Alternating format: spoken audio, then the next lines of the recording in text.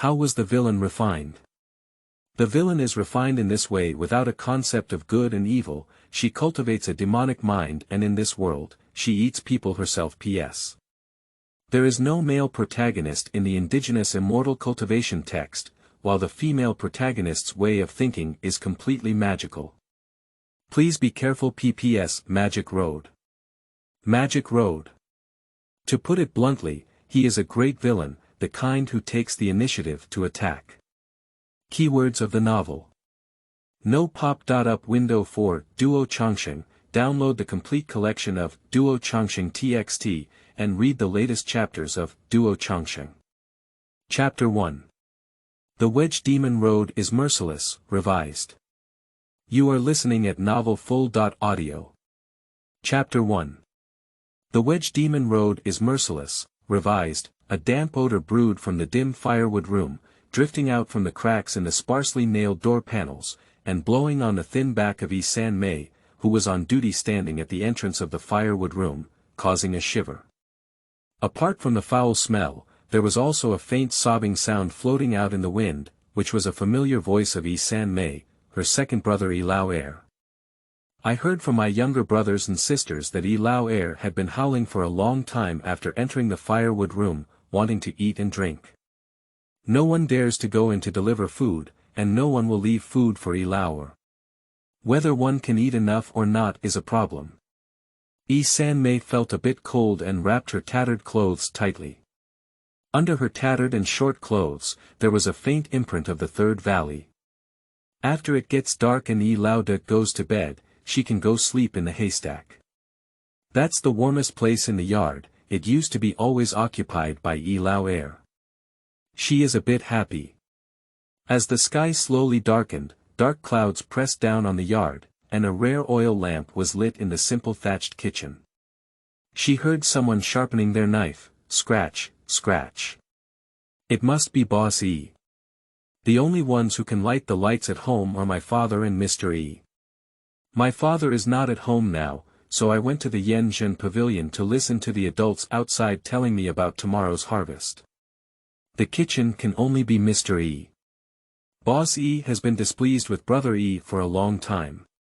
At present, the eldest son of E is designated as the next father and allowed to live at home for more than 15 years, while the second son of E is not allowed to live beyond his age.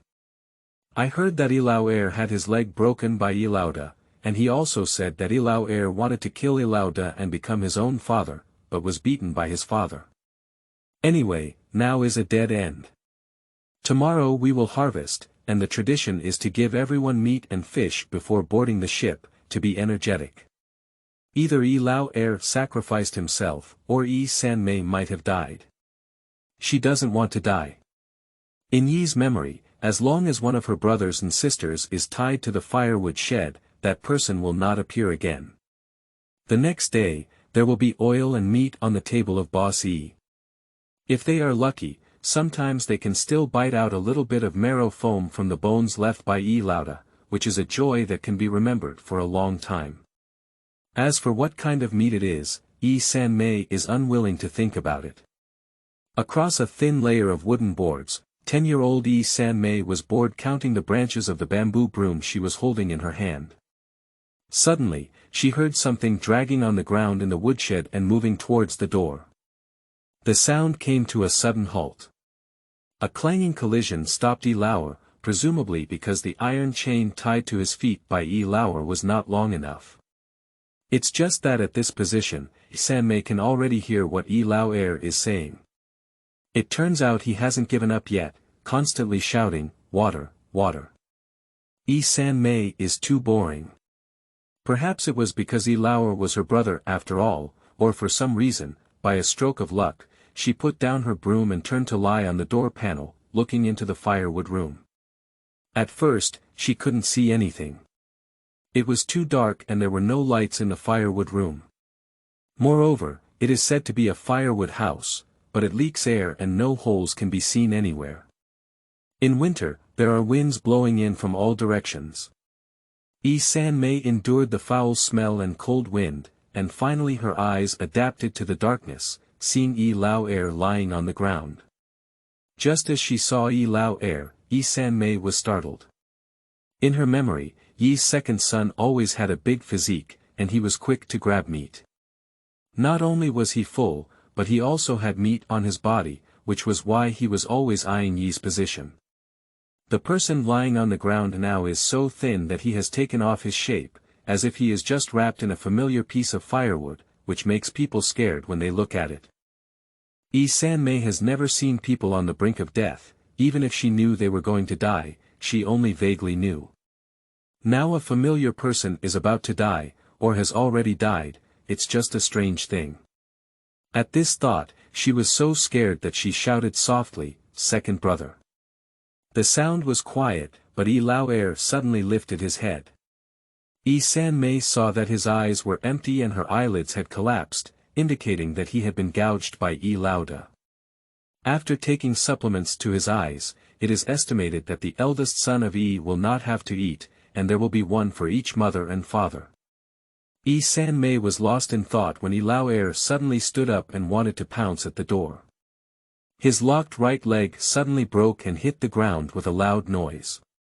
However, Yi Lao Air was completely unaware and rushed into the air, tightly gripping the door panel with both hands. Yi San Mei had not yet regained her senses when an empty eye hole directly hit her eye, frightening her to take a step back. "Sister, third sister, is that third sister?" Yi Lao Air chuckled nervously, sometimes joyful, sometimes pleading, with a hoarse voice. Third sister, please give me a sip of water, please give me a sip of water." Yi San Mei instinctively glanced at the kitchen and shook her head. Thinking that Yi Lao Air couldn't see her movements, she could only answer softly, "No, I can't. Just a sip of water, third sister. I beg you, you forget. You slept cold at night, and I gave you my hay, so you didn't freeze to death." He licked his lips, and there wasn't much blood oozing from his cracked wound to moisten his throat.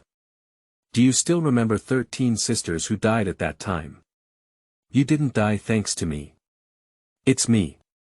Third sister, please give me some water to drink, I beg you." Yi San Mei certainly remembers, but she said it differently from Yi Lao Air. She remembered that 13 sister had just learned how to walk and was very clingy to her. She wanted 13 sisters to survive, so she secretly put them behind a haystack to sleep at night, keeping them warm. She also leaned against the haystack herself. As a result, Yi Air didn't let them sleep. With so many haystacks stacked under the shed, Yi Lao Air couldn't even stretch out and fall asleep. In the winter of that year, it was still snowing. Yi San Mei was so cold that she knelt on the ground and begged him. Yi Lao Air asked Yi San Mei to finish his work and sleep. As a result, Yi San Mei turned around and saw Yi Lao Air holding 13 sisters in her hand and throwing them into the yard. Click. The soil in the yard is very hard, and 13 sisters is still very soft. They crashed into the ground and collapsed into a ball. Seeing Yi San Mei return, Yi Lao Air impatiently waved and grabbed a handful of hay, stuffing it into Yi San Mei's empty and tattered clothes. He said, "Go, go," like driving a dog. The 13 sisters on the ground didn't know how to hold back the pain and started crying loudly. She suffered such a serious injury that she would never be sent for treatment. Father scolded and picked up 13 sisters, then turned around and entered the kitchen. After a while, Yi San Mei couldn't hear any crying.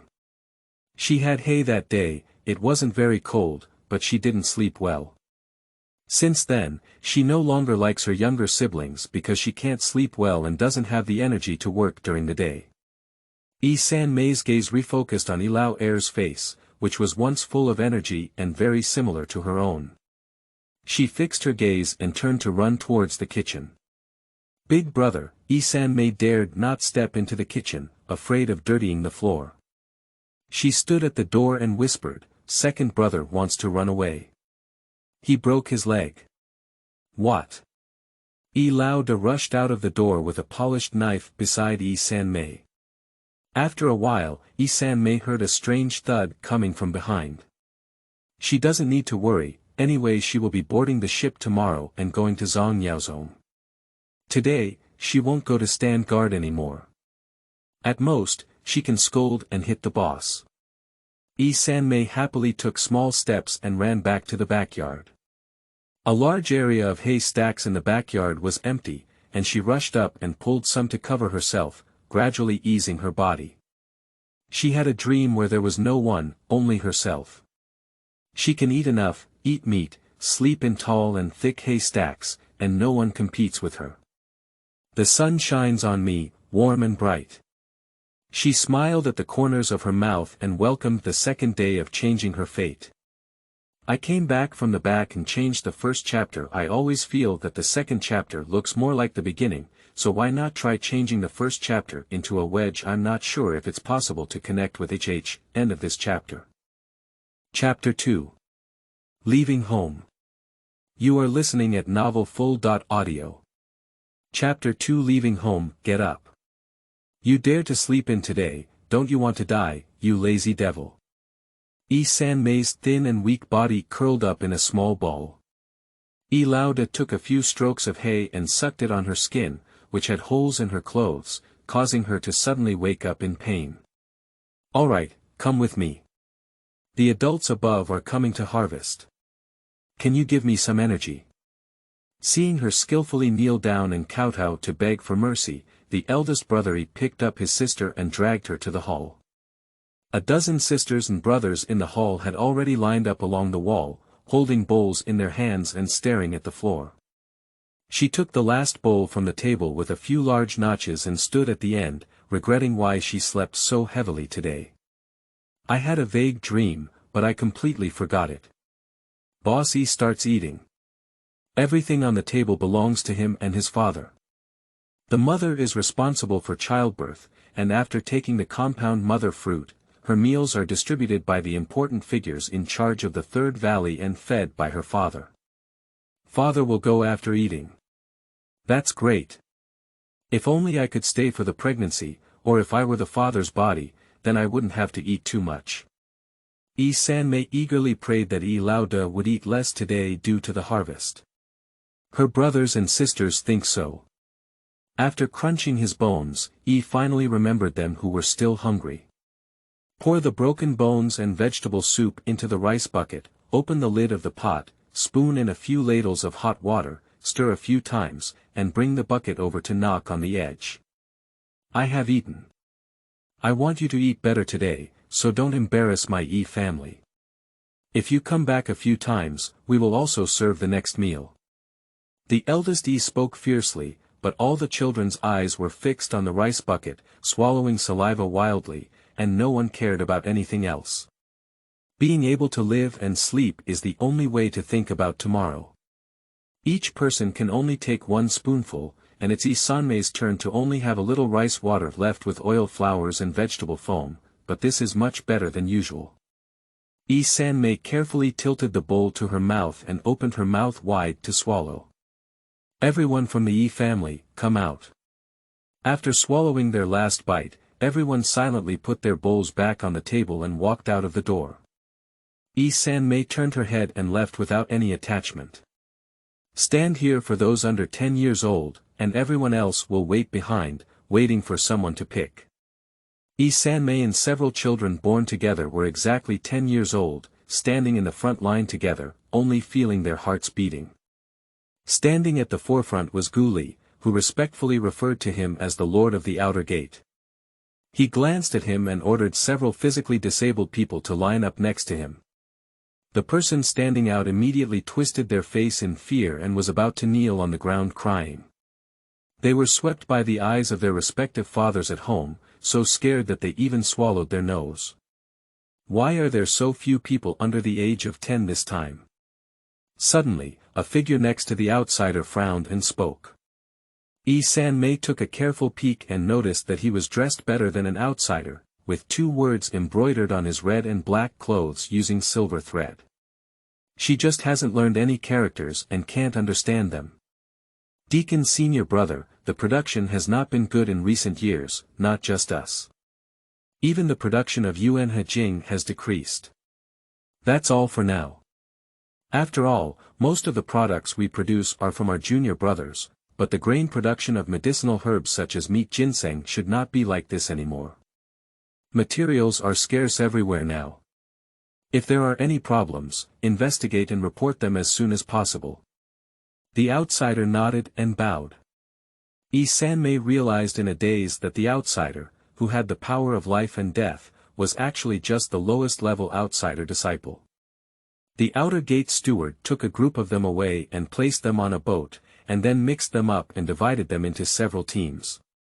He counted and said, "There are already 60 people in this batch. Divide them into 3 teams and bring them back first." The outer disciples of the 6 Marquis on the ship came out to take orders, each leading a team of 20 people in pairs. They took out a small object from their sleeves and threw it to the ground, causing a spirit boat to suddenly stand on the ground. It wasn't until she boarded the ship that Sanmei realized in her heart, "I have a chance to become a member of the Zongyao clan." End of this chapter. Chapter 3. External Disciples. You are listening at novelfull.audio. Chapter 3. External Disciples. Sanmei, like everyone else, has never seen the world outside the valley since she was born in the valley. Everyone in the valley is the same except for the Wild Goose Formation Pavilion where the outer gate lord is stationed. As long as you consider life and death, wait for Zongyao Zone of the Sanctuary Valley to harvest every 5 years. Where did everyone go after the harvest? The third sister vaguely knew that she probably disappeared in the corner like sisters and brothers who were disabled due to injuries. But there are some people who can survive. Just like an outsider, become an outsider disciple of Zongyao. Sanmei wants to live. Although she didn't know why she wanted to survive, there was always an idea telling her to live. 20 children at most 10 years old stand in rows on the spiritual boat, or carefully or generously observe the surroundings. The 2 outer disciples were talking and laughing, completely oblivious to the children operating the spiritual boat. Sanmei was still lost in thought when the ship suddenly took off and a huge force lifted it into mid-air, causing her to hold her breath in fear. Until the spiritual ship became stable, I slowly exhaled a breath from my chest. The children seemed to have fried the pot. Someone looked admiringly at the outer disciples and whispered, "I really want to be like them." Sanmei's mind flashed through the scene of an outsider taking out a paper boat and transforming it into a huge spiritual boat, and she also thought to herself, "I also want to learn this kind of magic." The children in the third valley are all tamed and gentle, and Sanmei is always gentle on the surface, but she dares to rebel. She once violated taboos and approached the Yen Formation Pavilion to eavesdrop on the outside adults studying classics, and also witnessed them practicing their techniques with her own eyes. I almost got caught once, but fortunately I managed to dodge without any danger. After a while, she still dares to go again. At present, compared to spells, we still need to learn words. Sanmei cheered herself on. Upon regaining consciousness, I realized that my companions, who had been neatly arranged, had scattered into various corners of the ship. Only I stood foolishly in the middle of the ship and looked around, only to see a pile of rags and ash piled up in an empty corner. She didn't mind either, so she quickly ran over and sat down. The adults outside were chatting, and one of them glanced at them and said to his companions, "Are you betting this time?" His voice was not concealed at all, and the atmosphere silenced the children who had originally gathered together to speak. Everyone silently listened to these 2 influential figures who could directly decide their own life and death. Xin Yong, the harvest was already much less this time. How dare you bet? I'm not afraid that Lord Ling will eat you. The other person chuckled, with no fear in their attitude, but full of eagerness to try. The person who called him Xin Yong didn't care much and said, "The goods from the 1st to the 9th valley need to be transported to the sect.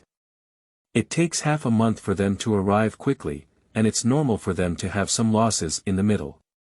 Moreover, in recent months, the sect has been in short supply, and those with excellent spiritual roots won't be recorded at all. They will be divided on the spot.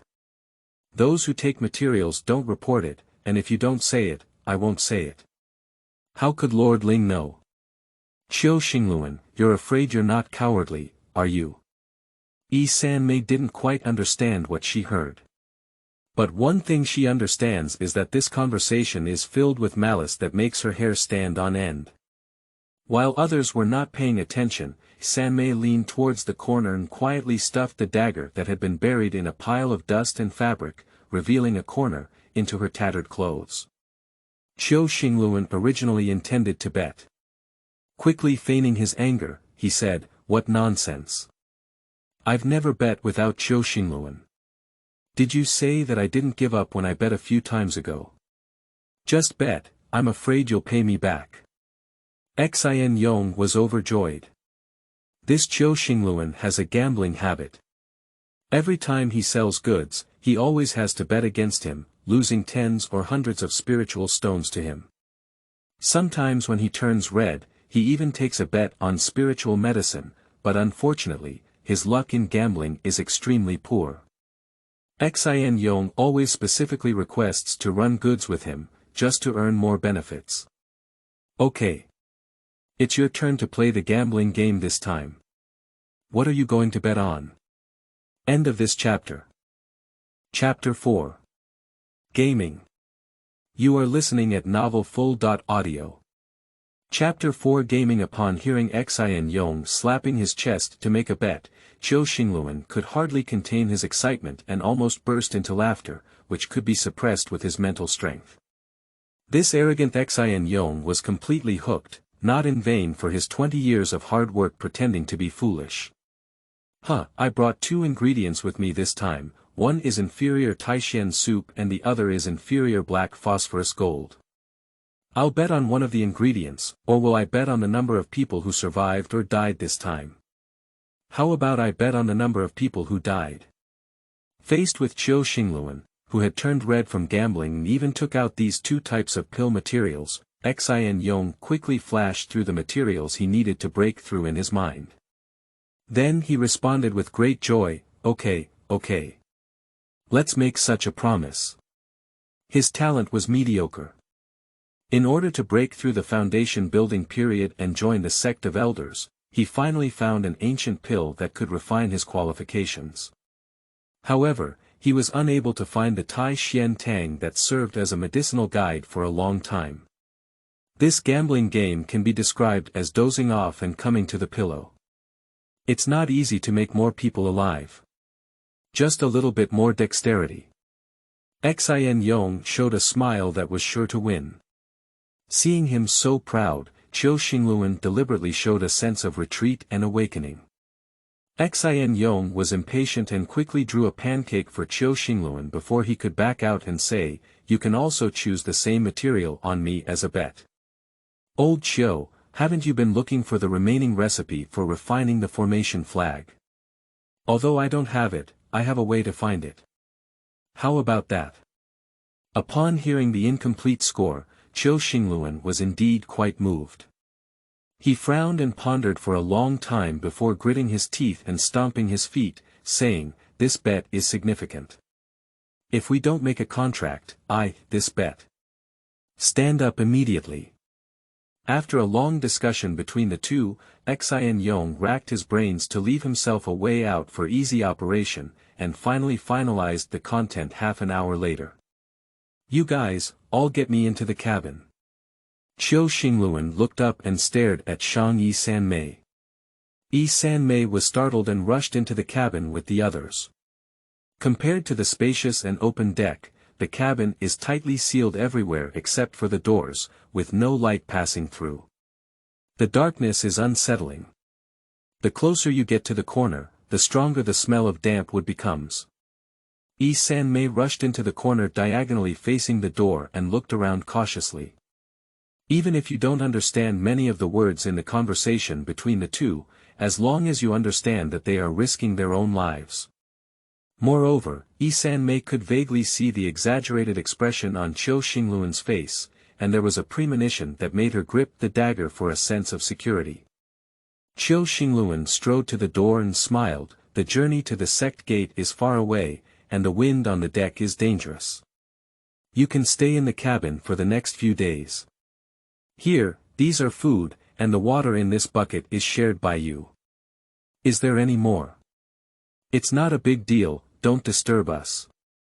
He did not know how to row around his waist, and suddenly a pile of yellow mantu appeared on the floor in the middle of the cabin.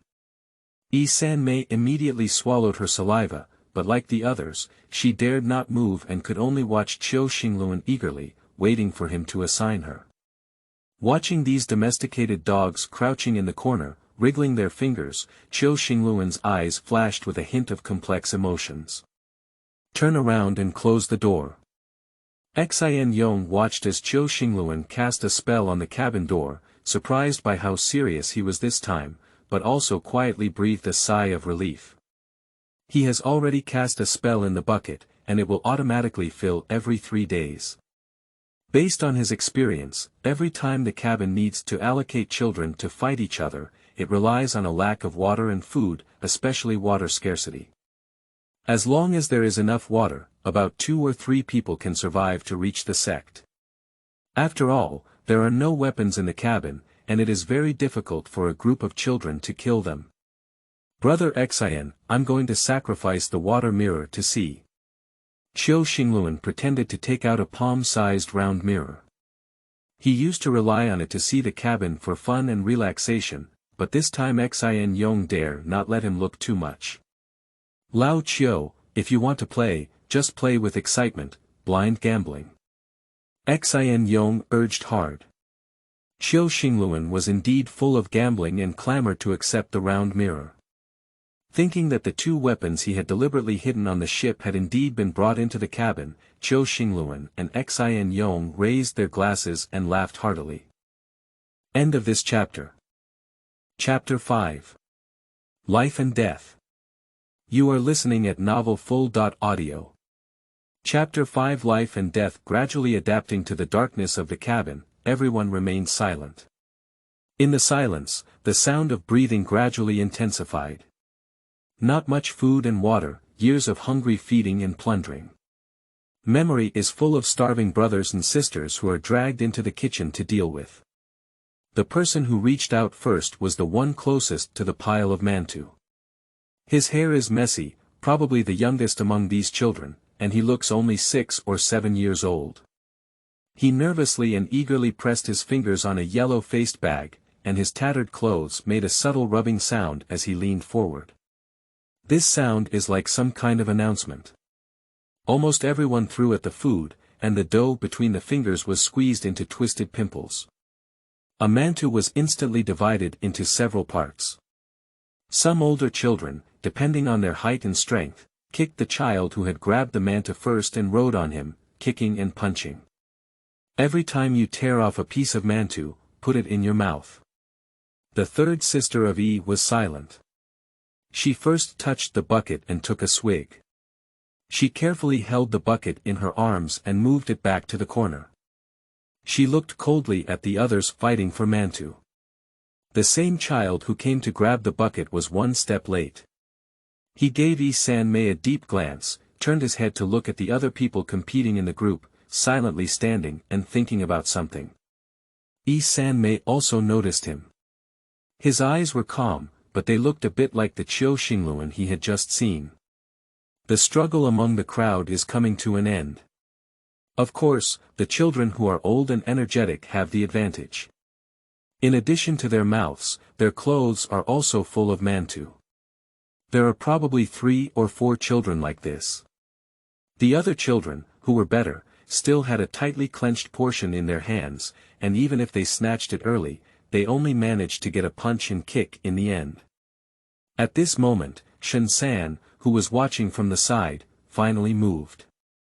He suddenly charged towards Yen Wu, the strongest and most greedy person, and a cold light flashed through his hand, causing Yi-san-mei's eyes to flicker.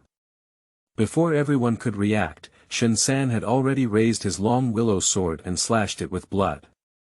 Yen Wu, who was still clutching mantu, hit the floor with his right arm and made a dull noise.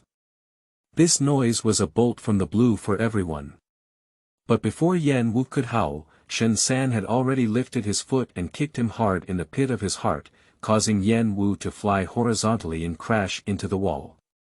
Yen Wu's body was heavily smashed onto the ground, and he widened his eyes in fear, wanting to plead for mercy, but blood kept pouring out of his mouth.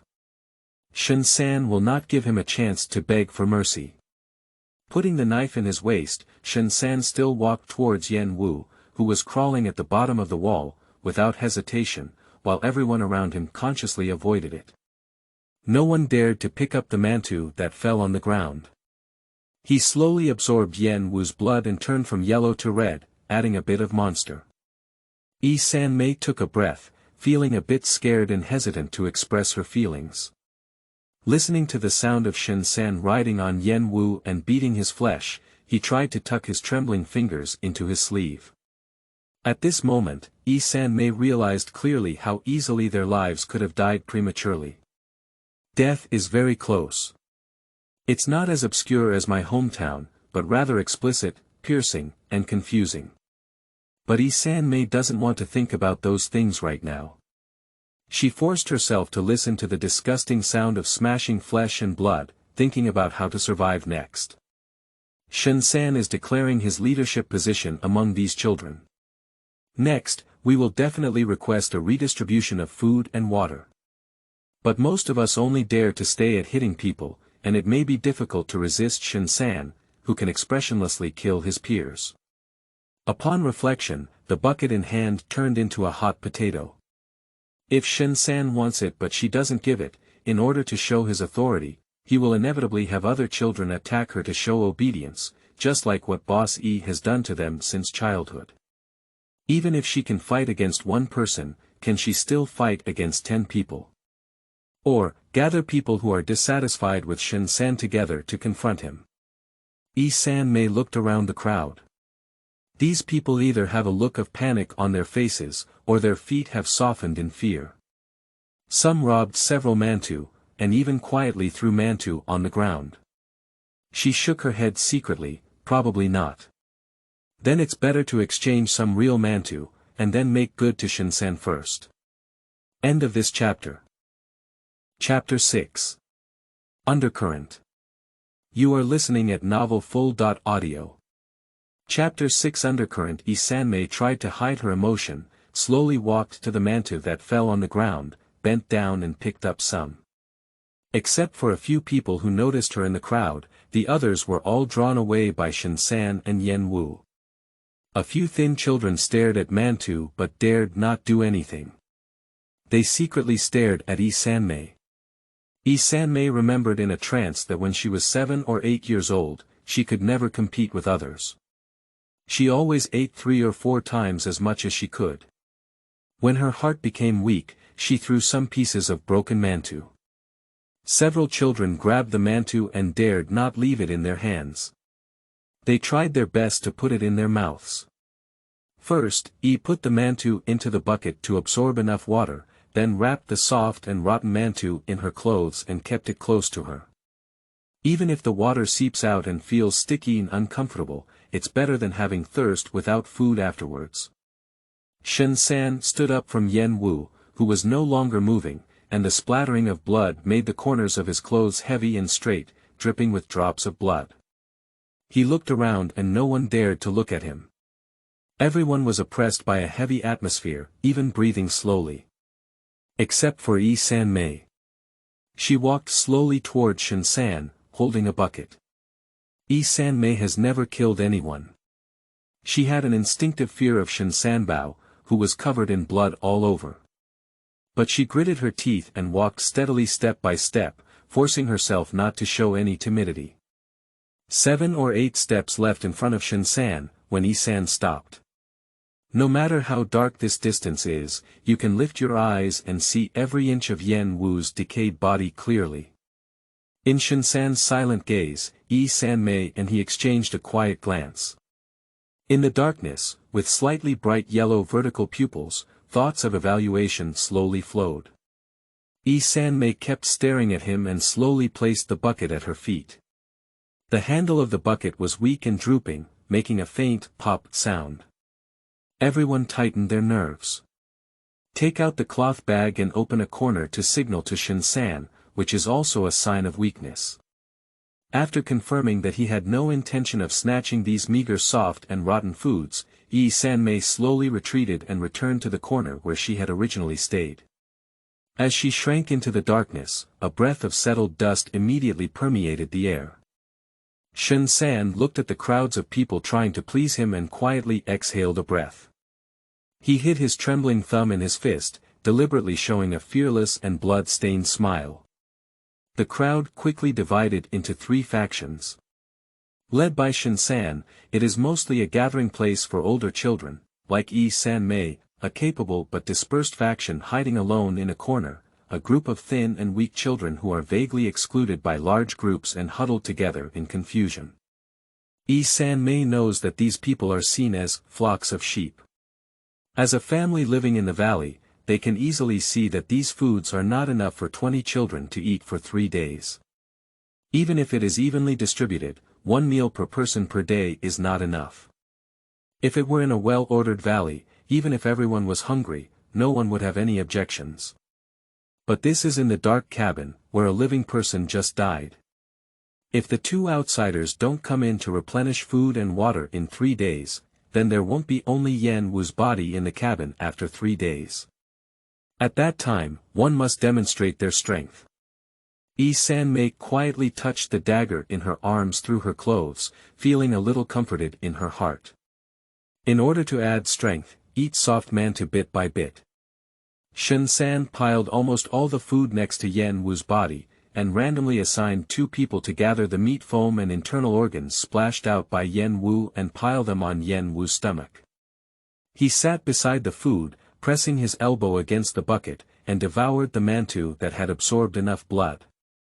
When he finished eating, he was satisfied to let the 8 people around him eat 5 mantu. The 2 10-year-old children sitting closest to Shen San took over mantu. When they saw Shen San eating 2 mantu, they didn't dare to take more. Only one of them took 1. The other 6 people were divided into half and dared not speak too much. Looking at them, Shen San suddenly burst out laughing and said, "Follow me, you need to eat enough. There's plenty of work to do afterwards." This statement is blatantly terrifying. But Shen San calmly took out a thin willow knife and gently scraped Yan Wu's body on his side. When he turned to the 8 people, the beautiful willow leaf-like blade was already dangling with minced meat and organs. "Eat." Shen San gave a concise order. 8 people were stunned. Yi Sanmei felt a cold surge all over her body. I think everyone can already guess the crisis ahead, but they still don't have the courage like Shen San. On the first day of his first meal, he even asked his people to eat human flesh. The gap between those who have had experience and those who have not will be huge in these 3 days. Shen San saw them hesitating and grinned, first grabbing a ball of unidentified viscera and stuffing it into his mouth to chew. Seeing him eat, among the 8 people, they dare not refuse to eat. Some vomited while stuffing it into their mouths, while others cried while eating, but no one dared to resist Shen San. The group of people watching silently had different thoughts in their hearts, and the undercurrent surged inside the cabin. End of this chapter. Chapter 7. Explosion. You are listening at novelfull.audio. Chapter 7 Explosion. There is no place in the cabin to check the time. Because of the closure, it is not even possible to see day and night. This kind of environment can give people the illusion that time has solidified. The only thing Yi Sanmei can confirm that time is running out is the body that has gradually become foul-smelling. And the food I had already eaten. The meat on the corpse had already been cut to pieces before it smelled. Those people who followed Shen San would retch at first. Later, after mantu gradually decreased, they even began to eat meat on their bodies. Shen San indulged them. By the time mantu was completely eaten, they could already suck bones and chat with Shen San. I have finished drinking the water. The food is also gone. Yi Sanmei and another Lu heir, who had taken food and hid alone on the side of the cabin, were already starving, not to mention the thin and weak children who were so hungry that they had no strength to sit up and could only barely lean against the wall. Limit. At this point, any action will become a bloody trigger. San Mei still had some illusions and looked eagerly towards the direction of the gate. After all, they were all going to be sent to Zhongyao sect. In her shallow knowledge, Zhongyao sect is synonymous with being able to live after eating and wearing warm clothes. Although I don't know what materials are, at least it sounds like they are also important. But apart from the increasingly foul-smelling corpses, nothing changed. The foul smell makes people irritable. Hunger further exacerbates the loss of human intelligence. A child who was as thin as hay could no longer tolerate such an environment and stumbled to the edge of the cabin door, wanting to forcefully open it. But the door remained motionless. He started pounding on the door again, and gradually the cries started to fall again. What would happen if I angered an outsider? Will outsiders pay attention to us? San Mei and everyone gathered their spirits and stared at the child, but until he cried hoarsely, no one responded a little. No one paid attention to us. The meaning is that without food and water supplementation, it is equivalent to a death sentence. The thread of reason finally breaks. The first one to break out was Wang Laoqi, the subordinate of Shen San who ate the most meat. He has developed significantly faster than others, and eating raw meat these days has made his eyes more aggressive. A few quick steps rushed to the door and lifted the hay-like person in mid-air. San Mei knew that they would not distribute meat to anyone else except 9 people, and if they didn't replenish their strength now, it would be even more difficult to hunt later. Get food while you still have strength. After hesitating for a moment, she decided not to use the dagger now. She stood up and glanced directly at Lu'er. The two of them began to patrol the cabin like sharp tongues, searching for prey. Shen Sanjiu was full of strength and ferocity. San Mei is not yet confident in provoking these guys with blood on their hands. Seeing Wang Laoqi throw the person in his hand into the pile of people and bury it, San Mei almost shook. But in front of Shen San's eyes, she immediately regained consciousness. The 9 little lambs that had completely lost their strength had already turned one into food, and the remaining 8 were trembling. San Mei and Lu'er have chosen a peripheral person. He was already starving to the brink of death, and Lu'er suddenly grabbed his neck and dragged him, easily falling into the hands of the two of them. But Lu'er and San Mei didn't dare to take action for a while. San Mei grabbed his slender wrist and could sense the faint yet still pulsating pulse. He is still struggling, and he doesn't want to die. No one wants to die, but why do we have to exploit each other like this? This idea just flashed through San Mei's mind. She keenly sensed that the gaze projected into this corner gradually increased, containing teasing and fear. Everyone is watching, whether they have the courage to kill someone of their age. Their every move now will largely determine their chances of life and death. Lu'er was so nervous that he almost vomited up his bile. His arm around his neck trembled and relaxed, sensing a glimmer of hope for life, and the person's struggle grew stronger. Drips of sweat rolled down San Mei's forehead. She noticed a loosening of Lu'er's attitude. At this moment, her heart was filled with resentment towards Lu'er. But in the next moment, her resentment dissipated. She looked at her hand and understood that Lu'er, like her, did not want his real hand to be stained with blood. This is like a symbol, a line that cannot be crossed. But someone's bad taste forces you to choose between your own life and this bottom line, and you don't have the opportunity to jump out of this choice. San Mei began to deeply resent Zhang Yaozong. She took a few deep breaths and pushed Lu'er away with a firm expression on her face. Losing Lu'er's restraint, the person immediately tried to crawl away with both hands and feet, but was grabbed by San Mei and twisted her neck with a click. Lu'er's legs softened and he knelt on the ground, panting heavily. San Mei grabbed the soft and fluffy body in her hand and bit hard on the slightly soft upper arm. She sucked on all the sprayed blood, and her eyes glared fiercely at Shen San and the 9 people, forcing them to move their gaze away. San Mei knew that she had crossed that line and would never have a chance to make up for it again in her lifetime. End of this chapter. Chapter 8. Chaos. You are listening at novelfull.audio. Chapter 8 Chaos. The amount shared by Yi Sanmei and Lu Er is the same as the amount shared by Shinsanju, which Shinsan would never accept. Even if it is wasteful, the one who dies will never be his first. And they need to drink water. Without water, they can only replace it with blood. Anyway, besides them, there are still 7 people at the moment. Just as they were selecting the next one, the already empty bucket suddenly emitted a faint light, with traces of magic remaining at the bottom of the bucket. Shinsan was surprised to find clear water rushing over the bucket and immediately stopped the other people's movements. After all, if there is enough water, it's okay to save some food. And it looks like they're going to starve soon, so there's no need for anyone to do it themselves. Unlike Shinsan and the others, Yi-san and Lu Er must rely on drinking blood to quench their thirst. This is obviously an action that cannot last long. Water, they need clear water.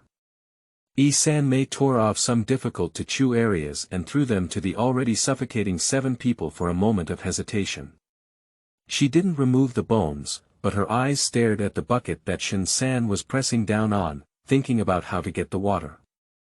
Even if she knew at that time that the bucket would automatically fill with clean water, Yi-san would still choose to hand it over. After all, she saved her strength with Mantu and had several days to prepare mentally. Even if she could really kill and save the bucket at that time, it's hard to guarantee that she wouldn't be attacked by people who crave water. Moreover, she lacked the courage and leadership consciousness of Shinsan at that time. Why don't we join them too? Lu Erxian couldn't resist.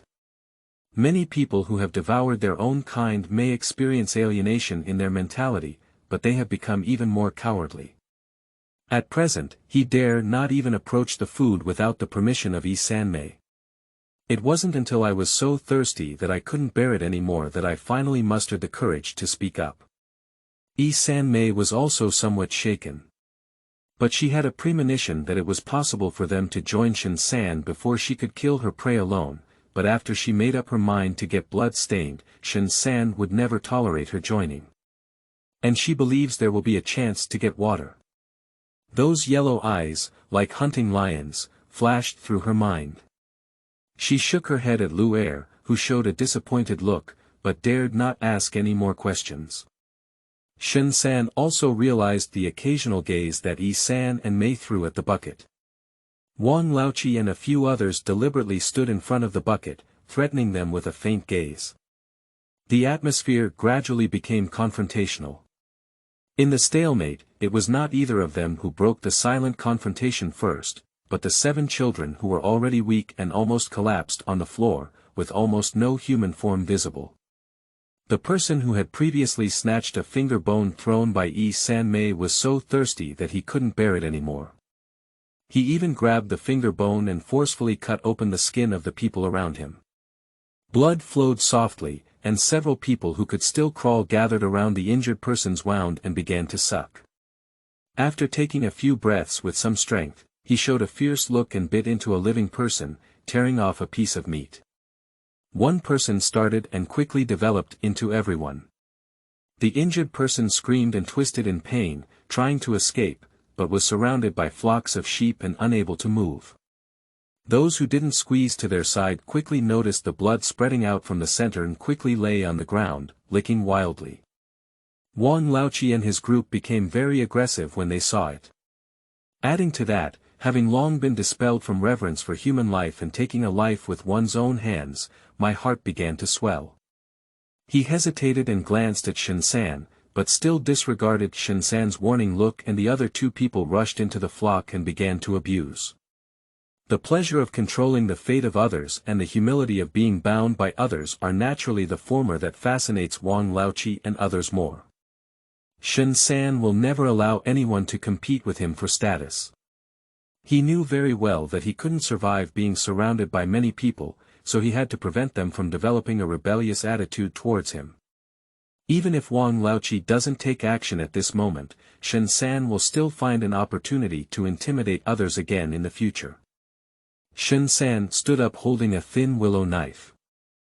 The remaining 5 people who dared not follow Wang Laoqi around saw him move, and their eyes exchanged for a moment, flickering incessantly without any movement. Sitting close to the bucket, he glanced at Shen San, swallowed his saliva, and slowly reached out to approach the edge of the bucket. Everyone else was watching his movements closely, completely unaware of his back. Yi Sanmei had already touched the wall and rushed towards him. End of this chapter. Chapter 9. Water. You are listening at novelfull.audio. Chapter 9. Water. Lu Er fiercely collided with He Lu, who was sitting at a distance from the bucket, and the two of them fell into the crowd, immediately causing a riot among Shen San and others.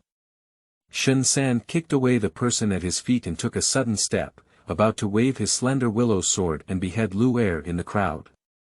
At a critical moment, Yi Sanmei, who had been hiding on the side for a long time, reached out and grabbed someone's back collar, throwing it at Shen San's sword. That person was originally manipulating and playing with others with Wang Laoqi, but in the blink of an eye, they were about to turn into the soul of Shen San under the knife. They were so scared that they turned around in mid-air and rushed toward Shen San's leg, causing him to stumble. Seeing Yi Sanmei and Lu Er, Shen San immediately guessed that they had come at the right time for the bucket. Immediately mercilessly turning the handle of the knife, execute the person who still tightly hugged his leg, and turn around to protect the bucket. But the timing was fleeting. After Yi Sanmei let go, she stepped over to the side of the bucket and reached out to grab the handle of the bucket. At this moment, most of the people were still in the crowd and hadn't gotten up yet. Lu Er rolled over and hugged the bucket. Yi Sanmei was about to pick up the bucket, but to her surprise, Lu Er was so stubborn that she had to exert herself and drag Lu Er to the wall and stand against it. Lu Er quickly stretched out his head and took a few sips of water, finally realizing and letting go of his hand, squatting at the feet of Yi Sanmei. Shen San shook the blood off his sword and kicked away the human body under his feet like kicking garbage. Lu Er felt like he almost became that garbage, and his fear grew even stronger. So much so that when Shen San looked over, he felt a sense of emptiness in his heart and dared not look at him. Yi Sanmei showed no weakness and glared back at Shen San. She didn't hold the bucket in her arms, but hung it diagonally. If you come to grab it, I will pour out all the water. No one knows if the water will fill up again next time, and then no one will want to live.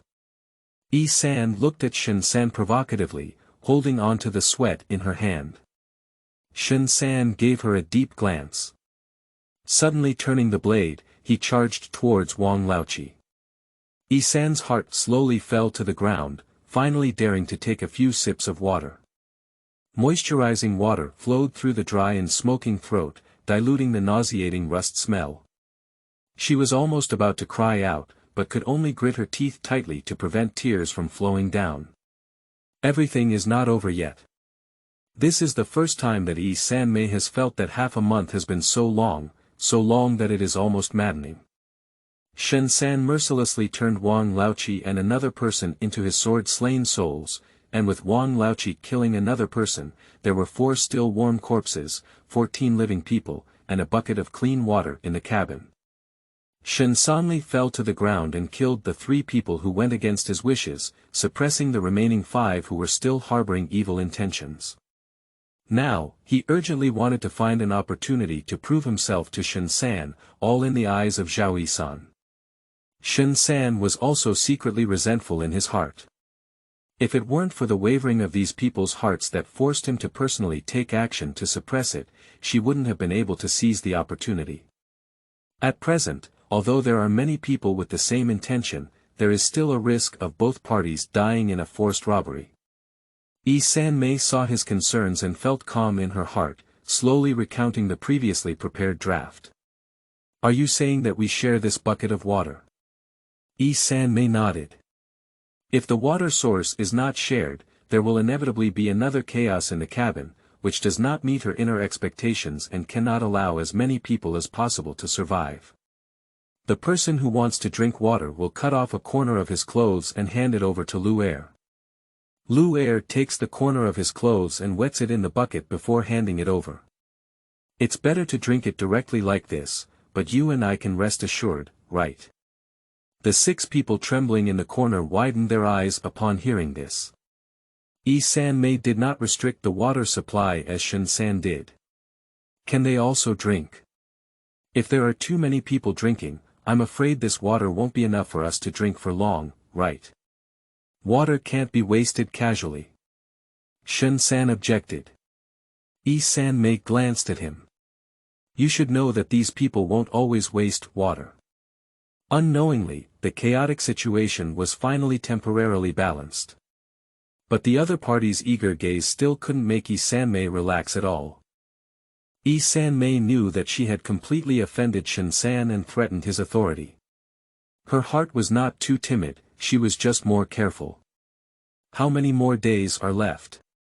End of this chapter. Chapter 10. Killing Intention and Determination. You are listening at novelfull.audio. Chapter 10 Killing Intention and Determination. Fortunately, the bucket seems to automatically fill up at a certain time.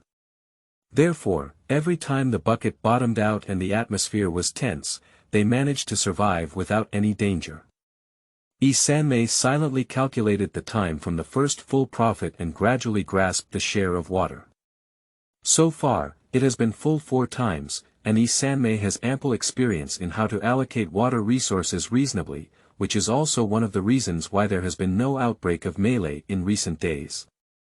The more important reason is that currently there are only 11 people left in the cabin. In the darkness, time is unknown, and no one is sure when the door will suddenly open.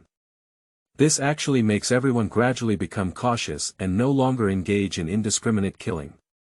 Apart from 6 people including San Mei, Lu Er, and Shen San, there are 3 people who, although they have gained some strength through water and minced meat, are still at the bottom.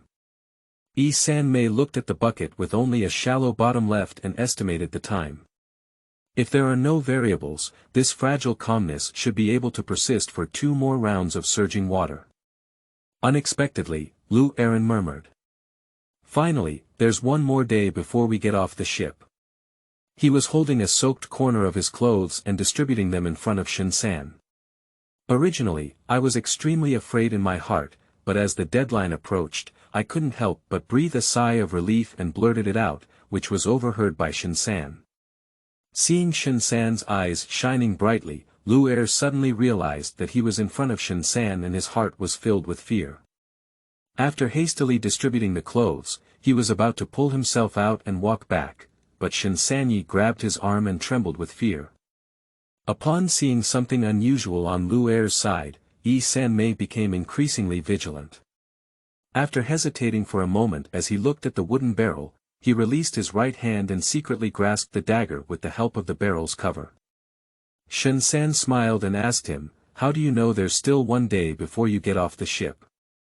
A few people behind Shen San had changed from sitting to squatting, staring at Lu Er with fierce eyes. Lu Er was grabbed by Shen Sanxian's arm, his heart racing to his throat, and he hurriedly spoke out in a first-class manner. My family belongs to Guli Zhangzhong Tower. My family has inherited the timing spell for generations, and the heart is the clock. It has been 14 days now, so. Lu Er swallowed uncontrollably. If he hadn't dared to say a few more words to Shen San before, but now it's time to get off the ship, and Lu Erzi thinks there's no need to fight each other anymore. With 1 more heart to please Shen San, he finally revealed everything. Although Lu Er spoke quietly, everyone in the cabin was already listening attentively to his words. Everyone heard that they had already lived for 14 days, and most of them began to cheer and jump. Especially the 3 people huddled in the corner finally dared to cry, without worrying about wasting their tears or being used as supplementary food anytime and anywhere. Shen San immediately smiled on his face, flipped his hand and grabbed Lu Er's pulse. He carefully read for a while, and his smile grew even stronger. San Mei sounded an alarm in her heart. Based on her observations of Shen San over the past few days, he is definitely looking for an opportunity to kill her. But he has been hindered by water restrictions and dare not take action. It is now known that the spiritual ship is approaching the sect gate, and the wooden barrel has been filling up according to the law in the past few days, and all restrictions on him have been resolved. If I were him, I would also want to kill him before disembarking. San Mei took a deep breath to calm her emotions and began to think calmly.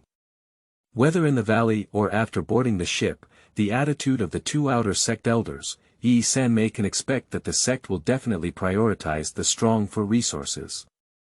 Among the same group of people, it was the duel between her and Shinsan. And in the past few days, she and Shinsan's son have already tied the knot, and if they enter the sect later, they will come back to seek revenge on her when they have the opportunity. It's better to start first. The ups and downs of her mind were all in the midst of lightning and fire. San Mei suddenly threw the wooden bucket in her hand at Shinsan, and at the same time, Shinsan kicked Lu Er and flew towards San Mei. The wooden bucket and Lu Er collided in the air and fell due to obstruction, blocking their line of sight.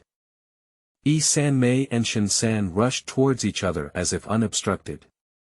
Shinsan took a step and tightly grasped the slender willow sword in his right hand, not bypassing Lu Er's body, but sweeping across and directly cutting Lu Er into two pieces in the air. 1 inch long and 1 inch strong. Although he didn't understand why San Mei dared to charge towards him, he never intended to give up this opportunity to kill San Mei. San Mei has no weapons and can only engage in close combat. She must bypass Lu Er and come forward. Blood splattered in the air, and a piece of intestinal organs pulled out. Under the cover of this blood color, suddenly a low-flying swallow's cold light flashed, brushing against the thin blade of the willow blade and flying over Shinsan's fingertips. As Lu Erjiang was about to fall, San Mei immediately bent down and rushed over to Shinsan, cutting off Shinsan's thumb with a knife. Shinsan was about to let go of the thin willow knife when he felt pain, but immediately reacted and clenched it tightly. I didn't expect that San Mei had been hiding her dagger without revealing any flaws. If Shiliu Dao were taken away now, her chances of winning would be even lower. San rushed over to shoot a cold gun just to make Shinsan lose his weapon, but Shinsan suddenly realized it. After becoming more determined to kill Shinsan, San's sister gestured from cutting to chopping and took Shinsan's right arm. Shinsan endured the excruciating pain and kicked his left leg into the air, sweeping across the area, forcing San Mei to stop and block. However, he forcefully changed his force and kicked his foot onto San Mei's arms, which she was trying to block in front of her. He clumsily smashed it straight into a small area, using her body as a cushion. The wooden barrel emitted a faint light, and a vortex of water began to swirl at the bottom of the barrel. The time to disembark is right in front of us. San Mei didn't want to let Shinsan go in such a daze. Since we take action, there is no reason to give up halfway. San Mei had long realized that Shinsan was skilled in foot martial arts and had secretly lowered her focus. Even if he was kicked hard by Shinsan, he only took a step back. His arms were tingling faintly, but Shinsan was lying in a pile of people and struggling to get up. It was a great opportunity. San Mei turned the dagger in her hand, holding the handle of the knife. The sharp blade shone coldly and charged straight toward Shinsan in the crowd, which was a thorn. Shinsan couldn't dodge, and his casually waving willow blade could barely scrape past the tip of the dagger, deviating from the target area of the dagger, and stabbed into Shinsan's left rib below. The blades of the dagger and willow knife emitted a faint light, similar to the light on the wooden barrel, but with a chilling aura that made them both shiver. San Mei instinctively wanted to release the dagger, but Shinsan was right under her, so she was afraid she wouldn't have such a good opportunity in the future. Thinking of this, she unexpectedly ignored the thin willow knife thrown by Shinsan in front of her, and exerted great force, cutting the dagger diagonally from Shinsan's left chest to his waist. The thin willow knife thrown by Shinsan lost its focus in severe pain and narrowly brushed against San's face. That faint light was like a living creature, but it brushed past and even bit a small piece of flesh and blood at the corner of San Mei's eye. Yi Sanmei quickly let go of the dagger in her hand and avoided the thin willow knife, which landed on one person's leg in the corner. Before he could react, the slender willow sword suddenly emitted a huge light. Yi Sanmei, who couldn't see anything for a while, suddenly became alert. These two knives should never have appeared in their hands, not even on the ship. For some reason, Yi Sanmei's mind skipped the scene of Qiu Xingluan looking at the cabin.